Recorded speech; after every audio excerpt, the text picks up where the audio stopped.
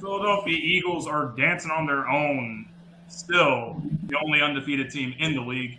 Good evening, ladies and gentlemen. Welcome to another episode of the LinkedIn podcast, where we're keeping you linked in with everything that's going on with the Philadelphia Eagles. I'm here with my co-host with the most, Lindy Legend, Lindy Endzone. What's going on, man? How you doing tonight? Not much. Just continuing to enjoy this 7-0 streak we got going on, and it's gonna be a good test on our first short week against the Texans. But Absolutely. we'll get into a little bit of how they've been doing as of late, and I think it's gonna be another. Episode of me saying that I'm not necessarily worried, but yeah, we got a decent amount to talk about. Big game. Jalen Hurts making his homecoming. The Houston native Yep. spoke to media today, was mentioning how he was in the Texans facility when he was a little boy. He always had dreams of playing in the Texans stadium. So he's actually going to get that opportunity on Thursday night. But before we talk about the Thursday night game and everything, we got to talk about what happened this Sunday. Eagles rout the Pittsburgh Steelers 35-13. I think we kind of expected that. We halfway expected us to, cruise to a victory. But let's talk about the standout performer of this game. A.J. Brown, swole Batman, could not be stopped by the Pittsburgh secondary. 156 yards, 3 touchdowns. There was another play where he caught the ball on a slant and he almost outrun the entire defense. I thought he was going to have 4 touchdowns. He might have had 5 if we didn't take Javelin and all the starters out in the fourth quarter. But with it being a short week, I actually completely agreed with that decision. I thought it was very smart by Coach Nick Sirianni and the staff doing all that. But Eagles offense looking good. Jalen Hurts making the big throws down the field. Didn't matter. A.J. Brown, this is why you paid a guy $100 million to make plays like he made on Sunday. A.J. Brown has been absolutely phenomenal. He's been everything the Eagles could have hoped for and more. Yeah, it's funny how this game lined up to some recent criticisms that some other YouTubers were having, and one in Not just YouTubers, but everyone in the media and everyone right, really. right. But there was one video in particular, and some of you may know where I'm going with this, but it was a video made that was a film breakdown explaining why they felt Jalen Hurts was progressively becoming more afraid to throw the ball deep, which a lot of the criticisms were, absolutely fair into his reasoning. But it's funny how short-lived it was after watching the performance, and Hurts just gone bombs away on a Steelers secondary that was really not very good. I mean, outside of Minkah Fitzpatrick, I don't think there's anyone else notable in the Steelers secondary. And well, I guess you can say in a sense that the Eagles got Chase Claypool traded. So I mean, Let's go with that, Bears. I mean, I was surprised the Bears gave up a second-round pick for Chase Claypool. Yeah. I do also think Claypool brought it upon himself because he had really high expectations for himself coming into this all year. the TikTok stuff and all that. I'm going to be a top 5 receiver and yada yada. Meanwhile, Justin Jefferson hasn't had a receiving touchdown since week 1, but that's not the here nor there either. The Vikings are actually good. But this game was interesting when you look at it from a statistical standpoint. The Eagles this time did not dominate in time of possession. The Steelers actually had the ball more, 34-18 to the Eagles 25-42. But, 9.5 minutes of that is the Eagles' second string coming onto the field because we're going into a short week against the Houston Texans. So you can take it for what it is. But again, like I have said in previous matchups that the Eagles have had to this point on the podcast here, it's about what you do in the time that you have the football that makes the difference. So, under 26 minutes, the Eagles are scoring 35 points. When you talk, that's an easy definition of efficiency right there. They were 7 of 12 on third down. You'll take that all day. They converted their only fourth down conversion. This was all about an air raid offense. They didn't have to do a whole lot of running the football because they knew as soon as they exploited the Steelers' weakness, they kept their foot on the proverbial throat and did not back off. Hence their passing yardage being almost 300 yards for that game. Although Miles Sanders was still able to run the ball at a pretty good clip, 78 yards on 9 carries. You'll take that. I think this was also about exploiting the other weakness of the Steelers' offensive line that we have known to not be very good this year, especially when it comes to the quarterback. They're in the middle of dealing with a quarterback carousel between Kenny Pickett and Mitchell Trubisky, and they're trying to get Pickett the experience, and while he has a cannon of an arm with tiny hands, he's I think he's a little too reckless with the football at times, hence the amount of interceptions he has had to this point. That's kind of what we talked about on the last show. Eagles defense is the most opportunistic defense, getting turnovers, and he's a quarterback that isn't very careful with the ball, so it's not really a good recipe for success. And it wasn't. Yeah. And there you go. There you go. Kenny Pickett gets sacked 6 times. Forced fumble, recovered by Avonte Maddox. And that first sack, big hit by Hassan Reddick on the first drive, man. That was something. I think Hassan had 2 sacks that game. And we said AJ was worth every penny. I think Hassan so far this season also been worth the money that the Eagles gave him. So crazy game. Eagles are 7-0. If they win Thursday night, it will be the first time in franchise history 8-0. So let's hope for a good game. But before we talk about this week's game, we got to talk about what events occurred on the morning after the Eagles' victory. NFL, Roger Goodell, and everyone else that's in charge. You want to explain to me, you want to tell me that you watched A.J. Brown have the best game of his career. A.J. Brown, which, by the way, week 1 this season, he had 155 receiving yards. And that was his previous career high. So, new career high, 156. A.J. also has more receiving yards than anyone on the Titans, by the way. I saw that and thought that was interesting. 3 receiving touchdowns. I do not think he ever had a game with 3 receiving touchdowns in Tennessee, if I recall correctly. You're just going to tell me that this was not a random drug test. They saw this man single-handedly destroy the entire Pittsburgh team, and then they were like, you know what? He's got to be on something. Like, this just doesn't make any sense. Like, they're watching the film. They're like, all right, man, we need this guy. We need to test this guy's, pee and make sure, like, he's not on something. Because we think that he is, but he clearly isn't. And I just thought that was really stupid, but I also thought it was funny that they gave him a quote-unquote and his reaction to it was also pretty funny. Yeah. He was on a can of whoop ass, if anything. If anything, he was ready to dominate that Steelers secondary. Somebody is going to have to frame that still shot of him just pointing at 2 of the corners you.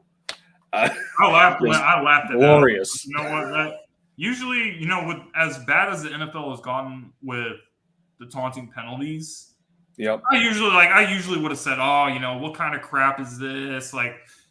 But I just laughed at it. I was just like, I just kind of felt bad for Pittsburgh that they were having it, because I've been on the other side of this. We've been on the other side of this many a times with the receiver single-handedly destroying their team. It happened with DK Metcalf. It happened with Des Bryant. It happened with Larry Fitzgerald. It happened with so many receivers that we went up against over years. But this time it was good to be on the good side of it. So when they called the penalty, I just kind of laughed. I was like, man, I kind of feel sorry for these guys. So that's some weak. That's the 15 yards. That is some weak sauce to throw a flag, though. I mean, you're taking advantage of a kid that's in a moment of dominance right now. You're just gonna be like, oh, okay, taunting. Like, no, let the Steelers figure that out and do something about it instead. Well, yeah, we'll just penalize you to be fair, at home. To be fair, at home of all places. I'm not saying that I disagree with you, but if you look around the NFL, this has been one of the biggest issues that we've seen in the NFL. Right. Yeah, it is. You see it with roughing the passer and taunting in particular. Those two penalties have just gotten astronomically worse over the last few years. A few years ago, it didn't seem like, it was this big of a deal, but I want to say over the last 2 years, the NFL has just like completely gotten very, very soft when it comes to throwing flags for taunting. But I think it makes it worse to know that the Steelers are 0-10. They're 0-10 coming to the Link. Their last 10 games, they haven't won a single game. They haven't won a game in Philadelphia, meaning they also haven't won at the Vet since like 1965 or whatever. That's crazy. That was crazy to me when I saw that. Like, 0-10. Guys just can't. They can beat us at their place. Last time we went to Heinz Field in 2020, they beat us. That was a game that people made him look like a superstar. And he's obviously not that since he got traded and everything. But we can kick their ass in our house, and we knew that. Mm-hmm. So good game. AJ definitely gets the game ball for this week. If he doesn't win NFC Offensive Player of the Week, something's very wrong. But good stuff. So let's Hurts go needs on. one too, though. Hurts does need one. Two of those touchdown throws were just elite throws. I definitely think he could have had 5 touchdowns in this game. The play where he catches the ball on the slant, something happened. There was another play where, the sun was in his face or something, and Jalen hit him like right in stride. That should have been a touchdown. Yeah. So I'm telling you, like, if we would have played our guys in the fourth, we would probably be talking about Jalen Hurts 5 touchdown passes and A.J. Brown 4 receiving touchdowns. I'm not even kidding. But anyway, we'll have to see how they follow up that performance on Thursday night. Jalen Hurts, as I mentioned, the Houston native. He talked to the media today, said he was very excited to return to his hometown and play in NRG Reliant Stadium in Houston. As we said many times before, Jalen is a real student of the game. Father's a high school football coach. He's always been around the game of football. He did some camps and stuff when he was a kid. He was in the Houston Texans facility a lot. Yep. He always said that he wanted to go one day and play in this stadium, and now he's going to get his opportunity, homecoming. So I definitely think Jalen's going to come out, set the tone for the team, play with a lot of energy, a lot of passion in front of his hometown crowd. And I definitely expect even Houstonians or Houston natives are going to be there supporting Jalen because he's a hometown kid and everything. So if you see a bunch of people in the crowd wearing, a number 1 jersey or a number 2 jersey, Oklahoma, Alabama, Eagles, whatever, I wouldn't be too surprised because I do think Houston will go hard for Jalen, even if the people are not Eagles fans. So that's one thing that really came to my mind when I first about this game. But the Eagles are just so much better than this team. This is a 1-win team that we're talking about. This game should be over by halftime. We should be resting the guys, probably midway, late in the third. I don't expect our guys to play in the fourth again if we do what we're supposed to, if we don't play down to the competition. I'm not expecting, too much of a fight from the Texans. I'm really not. This is a team that's not really going in the right direction. They've been rebuilding for I don't know how many years. Got a boatload of picks with the Deshaun Watson trade, so maybe a couple years down the road they'll do something, but it ain't gonna happen tonight. Eagles will be 8-0, and we'll be talking about how we're 8-0 come this time next week.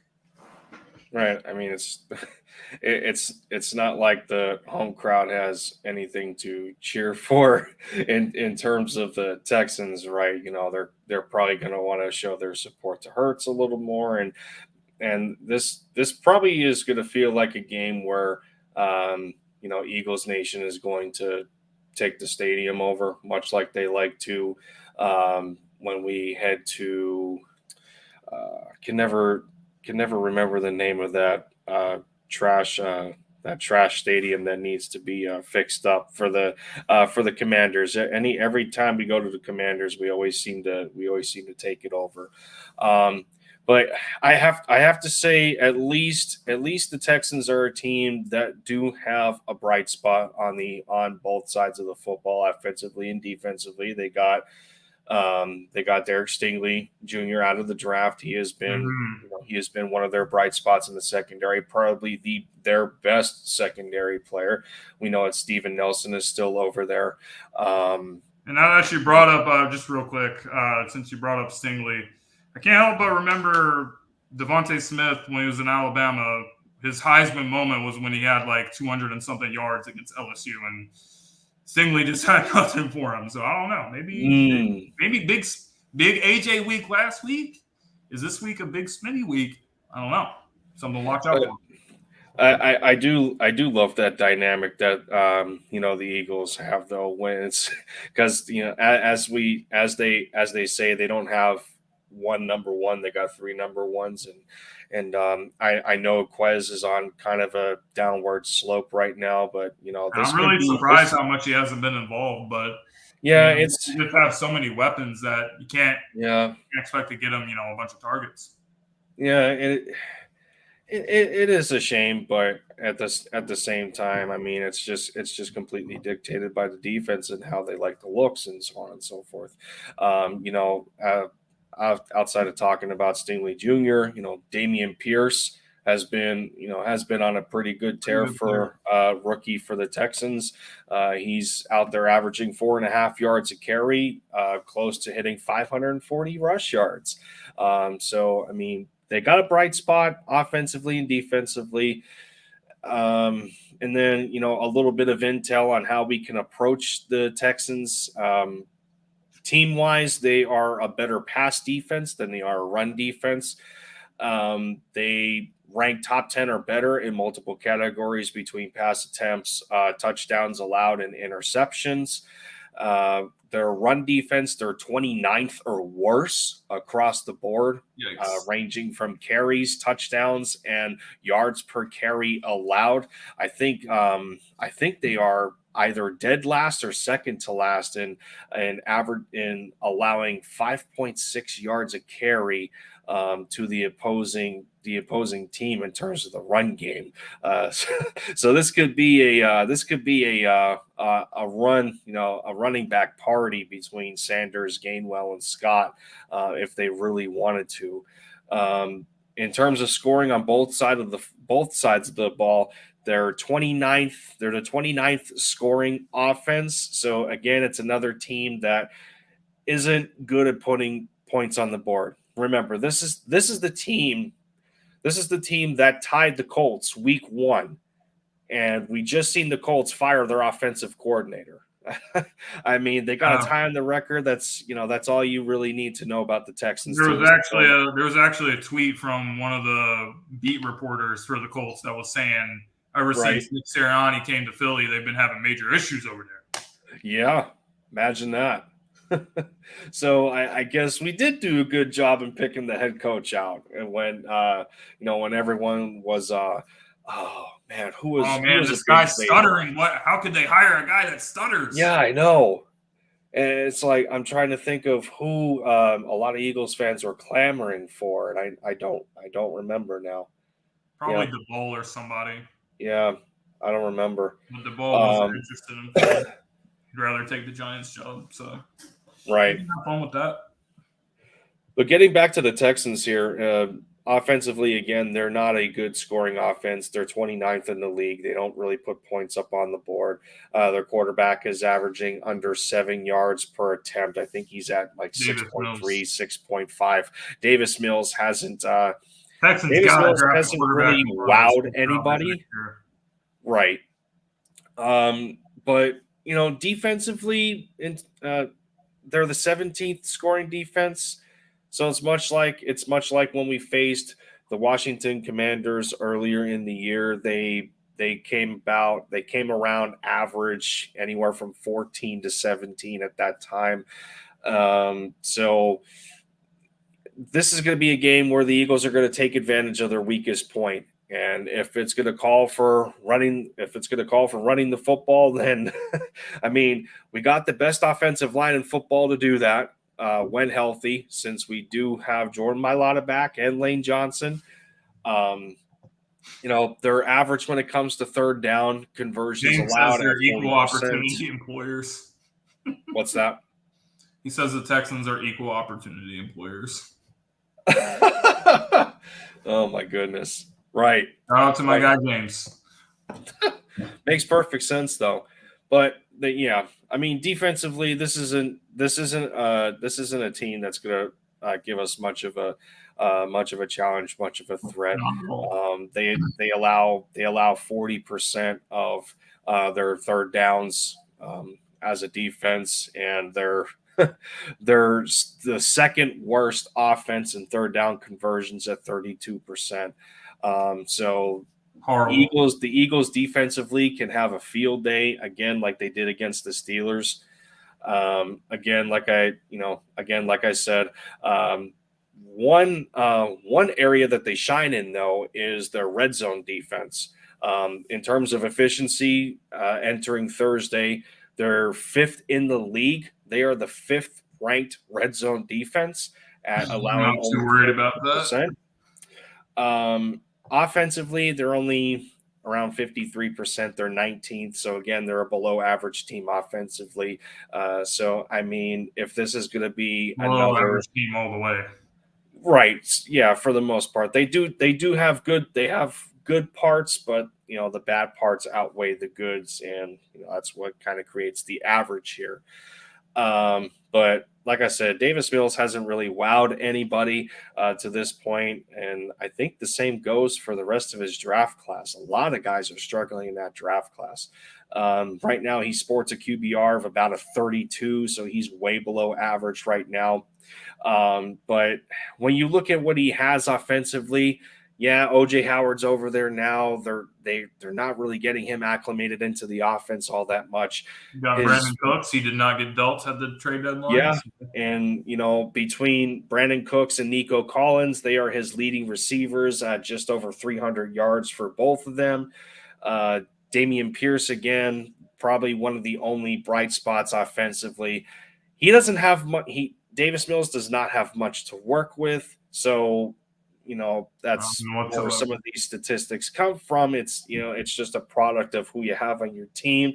Sometimes it is what it is, but Lovie Smith has had a pretty difficult time this year, and I don't see it changing anytime soon. This is probably going to have to be something developmental over the next few years until they're competitive again. Definitely. So, yep, looks like another week. Eagles should be able to handle business. Keep the undefeated streak going. So we're going to take a short break here, and when we get back, we're going to talk about some injuries. We're going to talk about some other transactions with the team. So we'll be right back. I'm running like my hands on fire. And And I don't intend to stop even when my legs grow tired. And I got a message, Colorado straight from Texas, captured most of me, just let me be.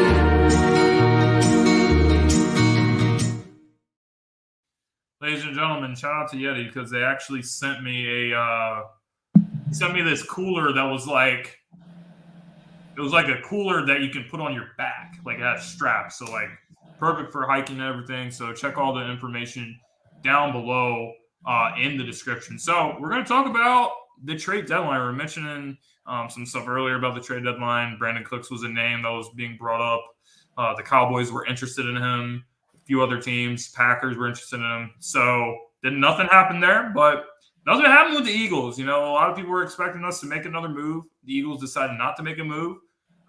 Brought in Robert Quinn. We talked about that on the show last week. Robert Quinn played his first game for us this week. So Howie's just like, you know what? I'm good. I like what we got. Miles Sanders is balling. We got Boston Scott. We got, Gainwell back there. So, they weren't going to overpay for Kareem Hunt. They weren't going to overpay for any of the running backs, even though, there was crazy rumors about Alvin Kamara, and the Saints were saying, well, we want our first round pick back if we want Alvin Kamara. Well, sorry, you're not getting your first round pick back because no one is going to give up a top 10 pick in the draft. Meanwhile, on Sunday, he goes and has 3 touchdowns. Yeah. That absolutely makes no sense. But I really don't have a problem with it at all. I like the way that our team is playing. I think we got a good thing going. As long as everyone stays healthy.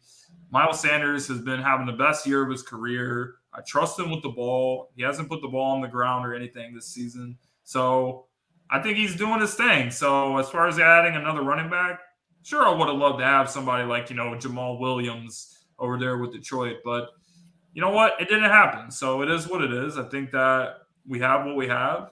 We have a good team. Our team is 7-0 for a reason. And they're going to only continue to get better as the season going. I don't think that the Eagles have peaked in any stretch of the imagination. I think that this team is going to continue to improve and get better and better as the playoffs approach later this season. And for all the teams in the NFC, the Eagles playing as well as they are right now, they have not hit their peak. I think that's scary, but I have no issues with us not making, any more crazy moves on the trade deadline. Right. I'm not surprised myself. Midnight's Anthem, what's going on? Glad you're in here. To address James's comment as well, he says, I don't want the Eagles to rush Jordan Davis back. We'll need him in the playoffs. Absolutely.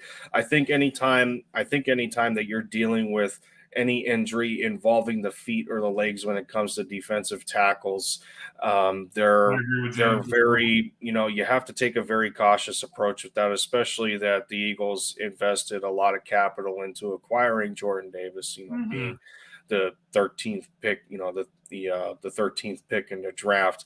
And they all of their anchoring, all of their force, all of their power gets generated from their feet up, and we kind of learned a little bit of that just watching the injury that Brandon Graham went through last year with the Achilles tear. So being that this is just a high ankle sprain, everyone talking about, oh, okay, well, it could have been worse. This isn't really a big deal. He can still miss 4 to 6 weeks depending on the severity. And if it hits the 6-week window, then he's eligible to be placed on IR. So I would say that the Eagles have to take the most cautious approach as possible. Their defensive line is already playing pretty significantly, and you just brought in Robert Quinn. He's going to get further acclimated. They're going to start to increase his snap counts. He's going to once he better understands the terminology and how we play. So that's, to me, that's not a big deal with Jordan Davis. Yeah, just let him heal up 100% and he'll be just fine. In terms of the trade deadline, yes, I'm not this is not a big deal that Howie didn't do anything up to 4 p.m.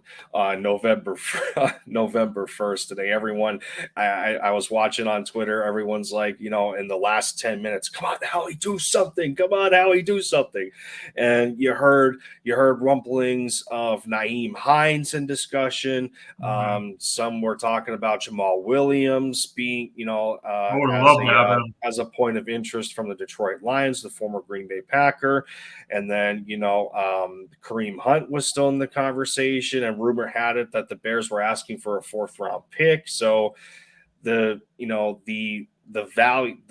value ratio there seemed to be pretty good. I mean, I would not have minded giving up a 4th for Kareem Hunt, especially for how he's been playing behind Nick Chubb, who's really just taking advantage of every carry he's being given. I mean, Chubb has to be running back in the NFL right now. But nonetheless, I think how he took the approach and really talked it over with the coaching staff, and we have to understand we're not exactly used to seeing a head coach and the GM, in this case, between Howie Roseman and Sirianni, how buddy they have been. We're not necessarily used to that as we watched, Doug Peterson over the last few years, and there just always seemed to be some unnecessary tension or turmoil at times. But it seems that the chemistry and the communication is really good between the GM and his guys on the coaching staff that are, coordinating the whole thing with this football team. And they're probably thinking that, what, I think we can stay put. We got a lot going for us right now, and we just have to build on what we have and improve in the necessary areas with the players we got. Would this impact Miles in any way that he is, he's hearing some of the rumblings of there being interest in the running back position? I don't think so. He understands that he's the number one on this football team. His coach has alluded to it numerous times. There's really no impact there. And then as it goes for every other position, the Eagles don't have a whole lot of holes right now. Could they have used another safety such as Desmond King, who also provides some special teams talent? Yeah, maybe. Britton Covey has been a little bit underwhelming. They tried Devontae Smith out there against the Steelers. There really isn't an answer there in terms of kick and punt returns. It's almost like they're stuck with Britton Covey right now. I don't know why they don't put Quez Watkins back there. That's beyond me. But they have their reasons. We gotta trust them for it. But overall, again, and if we also bring in the draft capital into the conversation. We now know that Howie Roseman is not afraid to make draft day deals, much like grabbing A.J. Brown from the Titans. So we have multiple first-round picks next year. If somebody becomes available that may strike his interest again to the level of A.J. Brown, you never know. And I think he would rather take that chance later if the Eagles do not meet the expectations he was looking for, and then just continue to build onto the team and enhance their success. If I had to guess what Howie's going to do with those picks, if the Saints continue to be this trash and it's like a top 5 to 10 pick, this is what I think is going to happen. There's going to be a bunch of teams that needs quarterback. So Howie's going to be like, all right, we want like 3 first-round picks and like 2 seconds or whatever. Yeah, and then that's what he's going to do. But you never know. It's like you said, the AJ deal, draft night, nobody saw that coming. And we were actually doing a stream with you, and that reaction was very classic. That's right. That was the last thing I thought of, and I had to put it out there. I'm like, AJ Brown, that was. I just thought, what if he trades for him? Like, what if? Because we knew the rumors were out there. We knew the rumors were out there, but we didn't think that Howie had the kahunas to do it, and he did. He's like, hold my beer. He damn sure did. Yeah. But we got to talk about the Eagles signed cornerback Javelin Guidry to the practice squad. So This guy had one of the fastest 40 times in the combine back in 2020. I think he ran like a 4.29. Josiah Scott's been dealing with injuries, so they were trying to bring in another guy just for some depth behind Avonte Maddox. So Avonte already missed time with injury this year. So it's just one of those type of moves. Got to have some depth in the secondary. You never know what's going to happen. You never know if guys are going to get hurt. You got to have guys that are ready to play in case something happens. So it'll be something to keep an eye on, but we'll see what happens with all of that. Yeah, absolutely. I don't think this is anything more than a temporary replacement for Josiah Scott. I mean, build wise, the two of them are pretty much the same. Javelin comes in at 5'9", 190 pounds. A bonus with him, since his Jets days, is that he does have experience. He does have some starting experience. If we look at it a little deeper here, he started 13 games for the Jets in 2021. He had some tackles recorded. I think a couple of forced fumbles as well.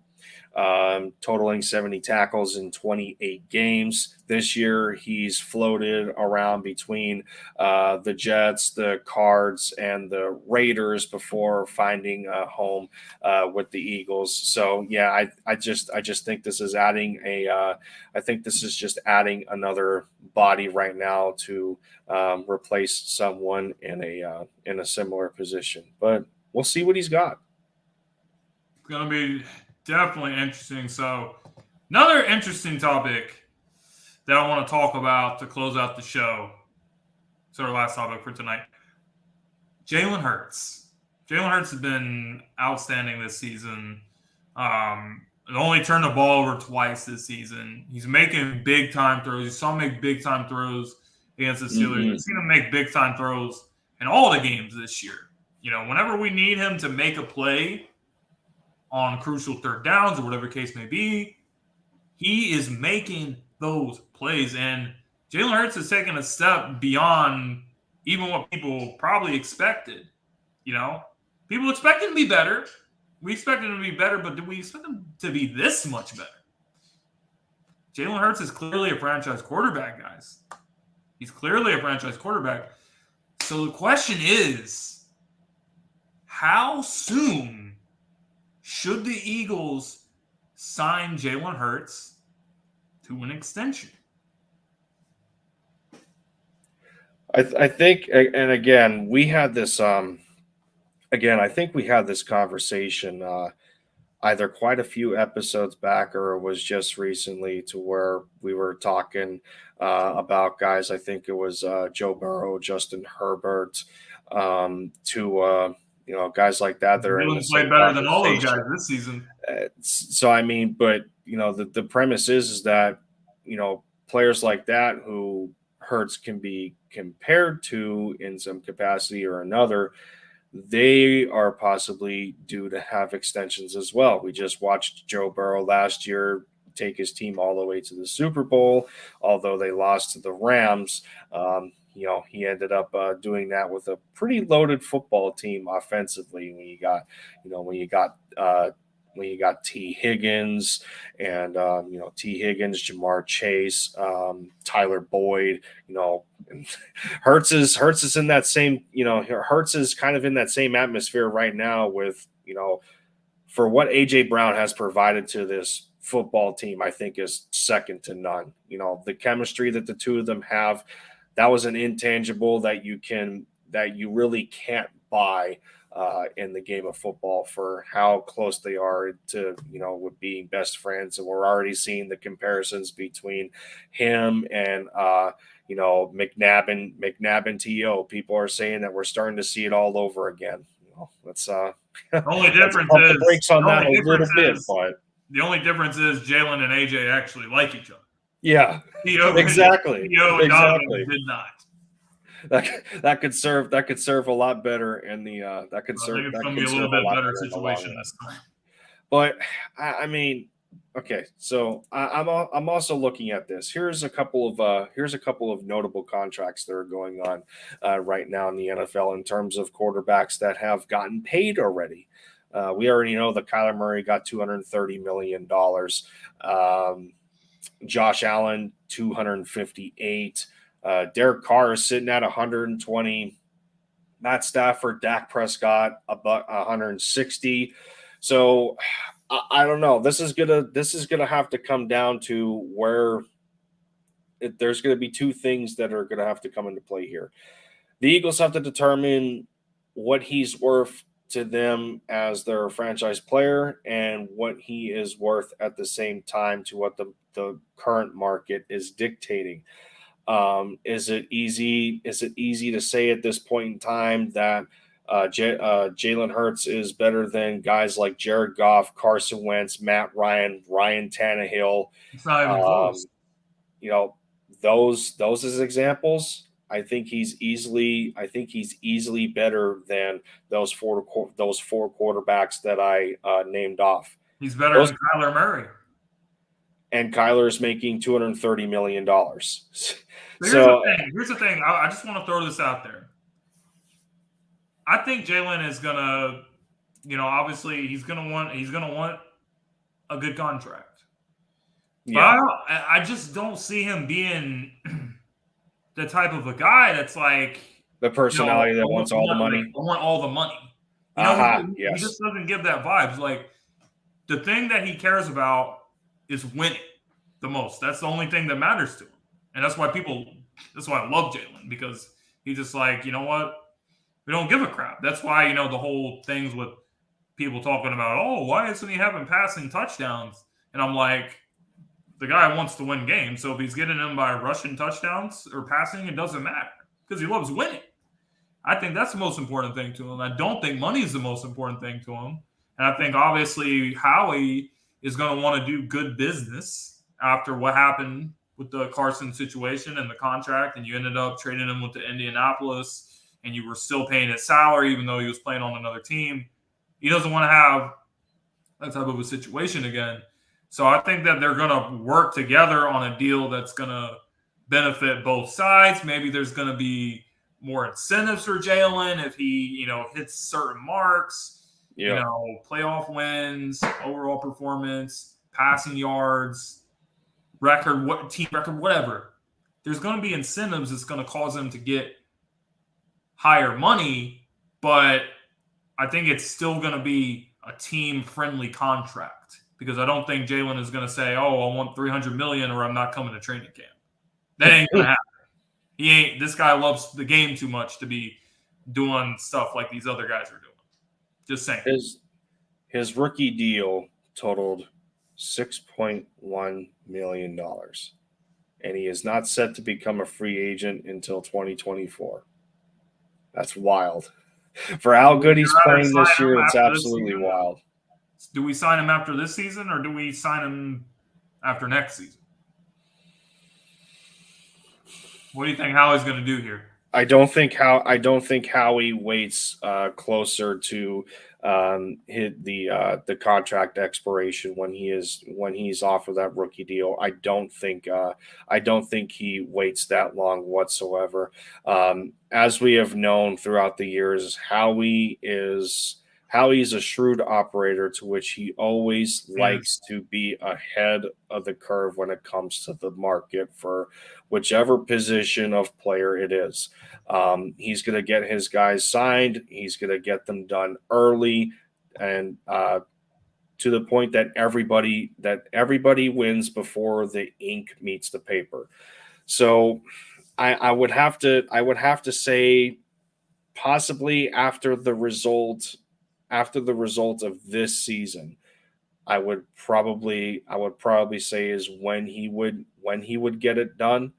And depending on how far the team goes or not, I don't think it's going to matter. They're probably going to come to terms with a specific number regardless and try and get that done. If we win the Super Bowl, if we win the Super Bowl this season, I don't see how you don't pay him after that. Yeah. I don't see how they don't get a deal done. No. I mean, if he goes, Howie is absolutely Howie's absolutely not going to wait until the last year of his rookie deal. There ain't no way. He's going to get it done this year. So it's something to keep an eye on. But for all intents and purposes, Jalen is definitely a franchise quarterback, and I definitely think that they are going to commit to him for the long term. But as I said, I expect it to be more of a team-friendly contract. Sooner rather than later. That's what it'll exactly be. AK, good to see you, by the way. Yeah, for sure. AK, good to see you, man. So we have a little bit of extra time. Probably keep it going for a little longer. I just want to say, like, who do you think has been the most impressive Eagle this season? Has it been AJ? Has it been Jalen? Has it been somebody on defense? Like, what are we feeling here? Who's impressed you the most so far? That's a new comment. The Goat Mechie, good to see you, bud. Says one thing I say about Hurts, he was actually Shane actually trusted him. He was dropping back, reading the field. Yeah, I mean, that's one of the biggest things people had a gripe about last year, and they did not understand that that's something that comes with time and development in learning the same system over the course of more than 1 year. I mean, Hurts played 4.5 games under the Peterson offense. It gets revamped under Sirianni, and everyone's expecting him to get it at the snap of a finger from like the very start of week 1. And the struggles threw people off, and they're like, "Oh, Hurts is trash. He can't do this. He can't do that." And there was just not enough patience with him.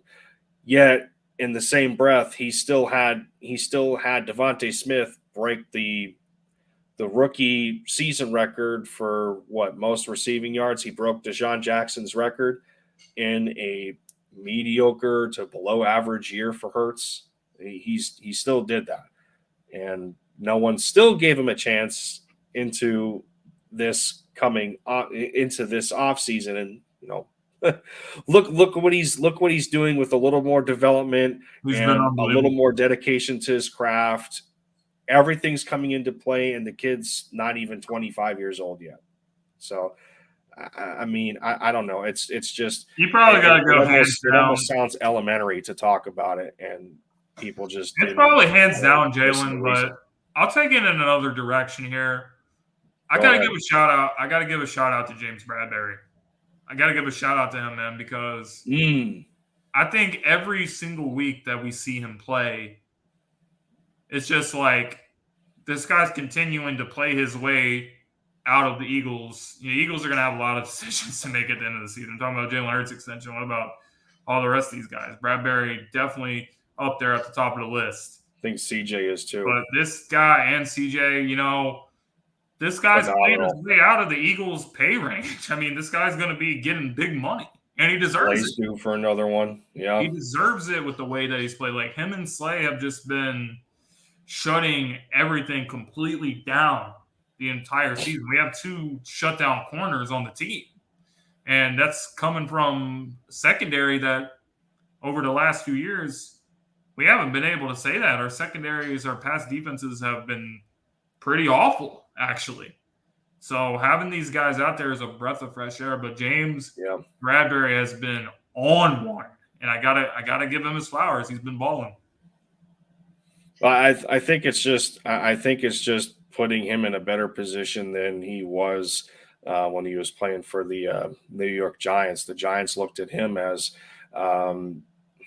the number one corner more than they really did anybody else. And they just didn't put him in the correct situations. He's more of a zone corner than he is a man corner. Not to say that he can't play man, but the Steelers still tried targeting him between who was he on in coverage a couple of times. He had George Pickens in coverage, and then I thought he had Claypool a couple of times in coverage. But they still tested him no matter what. But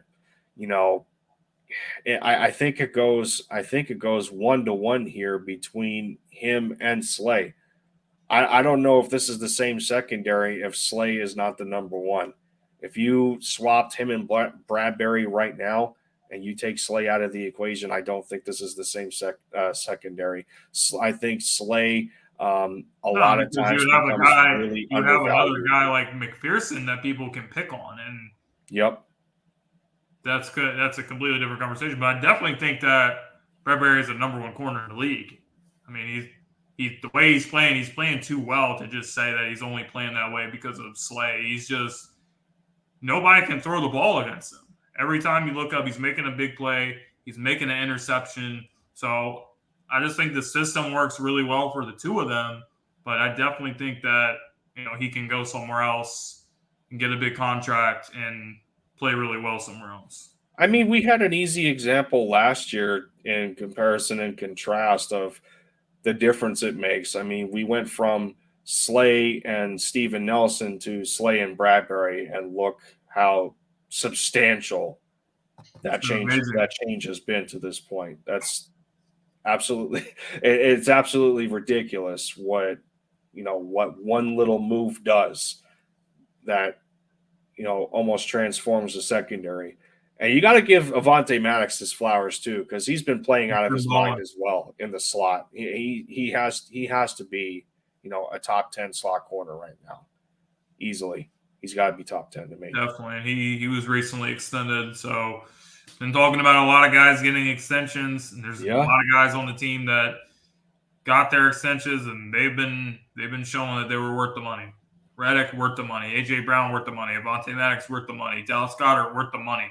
These guys are worth the money, so we'll have to see how the rest of the season goes. What are we going to do? Are we going to re-sign some of these guys? I don't know what's going to happen, but there's definitely going to be decisions to make in the offseason. But until then, we are going to enjoy the ride. So thank you, ladies and gentlemen, for tuning in to another great episode of the LinkedIn podcast, part of the Sideline Sports Network empire. Make sure to follow Sideline Sports Network on all the social medias. Subscribe to YouTube, follow on Twitter, Instagram. They're everywhere. So make sure you guys check out all the other great shows going on in this network as well. But Lindy, before we sign off for tonight, do you have anything else you want to say? Any stuff that you're working on that you want to share? Nothing necessarily, other than a concept that I was working on last week. I actually came up with a substitute for that, and if all goes well, possibly either next week or the week after, we could be bringing something special to the podcast. So be on the lookout for that one. I do not have anything concrete yet, but it is currently in the works, and it could be doing something. So you guys better watch out. I don't know what this man's up to, but it sounds pretty explosive. I know that much. So appreciate you guys once again for tuning in. We will see you guys next Tuesday night, 9:30 p.m. Eastern, to talk everything Eagles here on the LinkedIn podcast.